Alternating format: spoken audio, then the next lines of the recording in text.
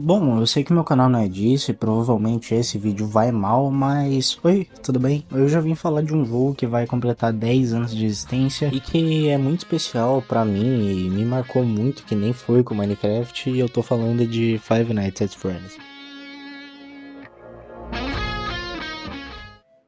Mas enfim, deu de enrolação e pra facilitar minha vida eu vou chamar de FNAF, até porque o nome do jogo é meio grande, e Scott Cawthon, simplesmente o cara que criou esse jogo literalmente do zero, sem ninguém pra ajudar e sem nenhuma empresa por trás pra dar uma mão, e que mesmo já tendo experiência em criar jogos, o que ele conseguiu fazer com FNAF foi basicamente um milagre. E no dia 14 de junho de 2014, o jogo tendo seu primeiro trailer publicado, em que mais mostrava os animatronics e não possuindo uma gameplay ainda. E depois do primeiro trailer, o Scott simplesmente postou a gameplay no mês seguinte, e que finalmente tendo seu lançamento em agosto do mesmo ano, que foi simplesmente um sucesso. Mas enfim, eu queria dizer que esse jogo fez sucesso não por ser qualquer coisa, que nem vários outros jogos que existem da Steam, mas sim porque a galera amava jogar esse jogo.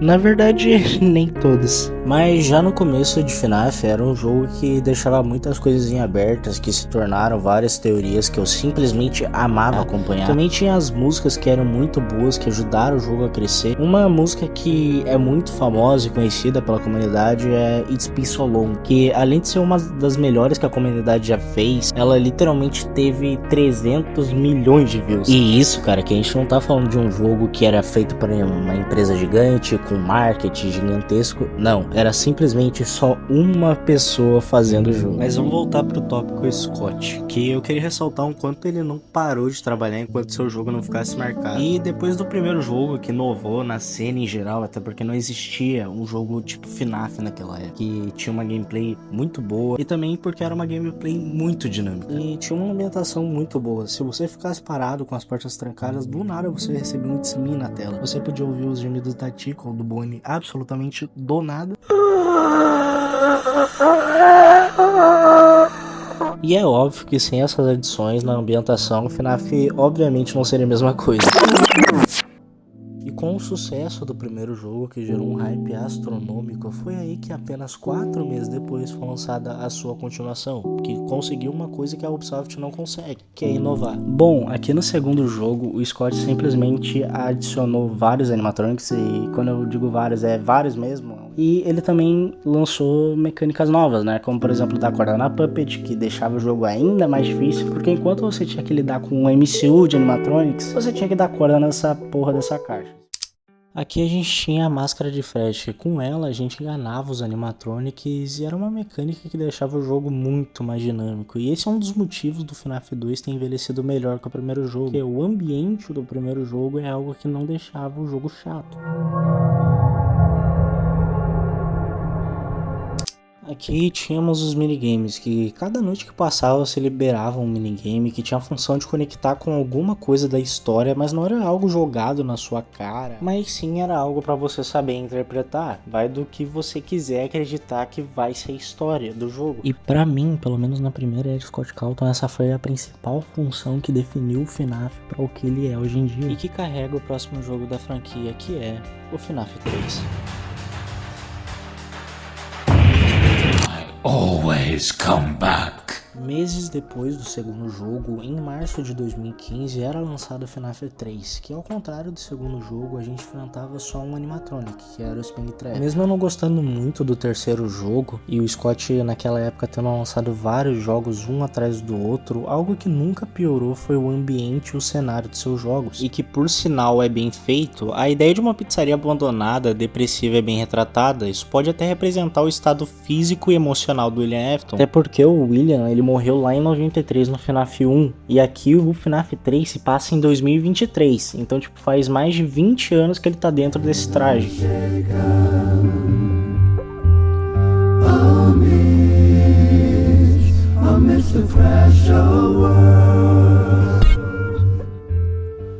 que o Scott adicionou coisas como os Phantoms, que são os animatronics antigos. Ele trouxe a mecânica de áudio, onde a gente fazia esse otário de bobo. Também trouxe um tablet para consertar o sistema de ventilação, um áudio e também as câmeras. Sendo a única coisa que não consertava era o próprio Vasco. E vamos falar dos minigames, que é onde o jogo brilha. E eu digo isso até porque é fazendo os minigames que a gente libera o Good End e o Bad End. E se eu não me engano, alguns minigames eles são escondidos no mapa do jogo. E uma coisa que aqui os minigames são importantes porque é revelado quem matou as crianças e como o William morreu. E eu acho que é por isso que a gameplay desse jogo é chata e fraca, porque ele prefere focar na história do que na gameplay. Dito isso, pra mim é um jogo mediano, mas eu entendo que ele foi muito importante para as coisas andarem. Inclusive, com esse final, muitas pessoas pensaram que não iriam ter continuações. Nos últimos anos, junto com os últimos lançamentos que foram ruins, até porque ninguém quer um jogo de mundo aberto que tem mais bug que o GTA Trilogy. Além disso, a galera começou a enjoar do jogo. A partir do Help Wanted eu parei de acompanhar porque eu não aguentava mais o jogo. E uma coisa não dá pra negar que a história cada vez mais fugia do que eram os primeiros jogos. E uma coisa que eu percebi em FNAF é que o Scott sempre tentava inovar, adicionar alguma coisa que não deixasse os jogos repetitivos. E o quarto jogo é um grande exemplo do que eu tô falando. Que aqui não se passa em uma pizzaria e sim um quarto. E aqui o ambiente é muito diferente dos outros jogos e muito bem utilizado, onde você tinha que ter um fone muito bom para conseguir passar as noites. E são pequenas mudanças que deixavam os jogos com um diferencial, mas mesmo assim, com o passar do tempo, o FNAF foi decaindo cada vez mais, sendo o motivo principal a falta de um verdadeiro final. E uma coisa que a gente tem que levar em conta é que o próprio Scott Cawthon se perdeu na história do jogo, em que gerou um loop infinito sem conclusões que ficou mais confuso do que entender o universo da DC. Depois de muito tempo, FNAF teve sua redenção em FNAF Into the Pit, onde esse jogo aqui consegue acertar quase tudo o que os outros jogos erraram, até porque o jogo é lindo, tem uma pixel art linda, músicas boas, e um ponto positivo desse jogo é que finalmente eles voltaram a focar em terror, sendo esse um dos FNAFs mais assustadores. Mas eu acho que o único defeito desse jogo é a sua história, que ficou um pouco confusa, e eu prefiro acreditar que esse jogo se passa em outro universo, até porque não tem muita coesão com os primeiros jogos.